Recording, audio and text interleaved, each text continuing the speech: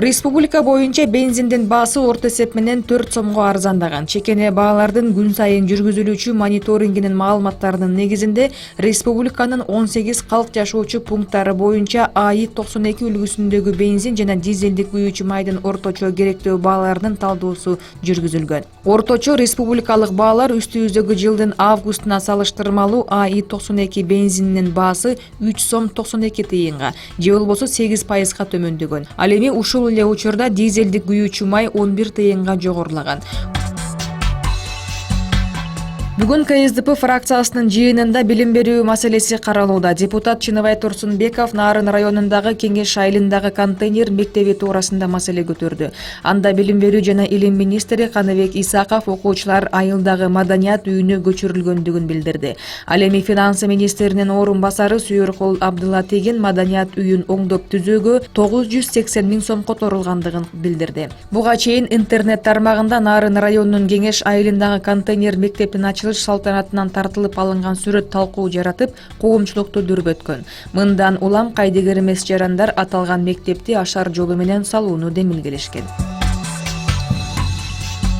Ушул жылдын 7 айында Кыргызстанда 3492 жол кырсыгы катталды. Бул өткөн жылдын ушул мезгилине салыштырмалуу 16%га жогорулаган. Вице-премьер-министр Жеңиш Разаковдун маалыматына караганда, бул автокырсыктардан 380 адам каза тапкан.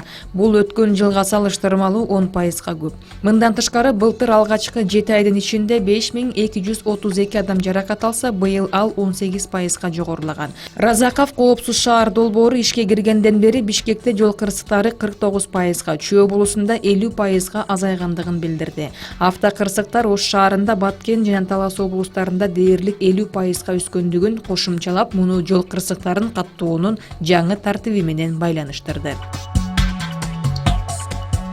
Жетегүз районунун Липенка айылындагы балык чарба ноябрь айында ишке берилет. Бул тууралуу чарбанын жетекчиси Атантай Кадырбаев маалымдады. Анын айтымында муниципалдык ишкана курууга 11 миллион сом жумшалган. Бириккен Улуттар уюму тарабынан 3,5 миллион сом бөлүнүп, жабдуу жана материалдар сатылып алынган.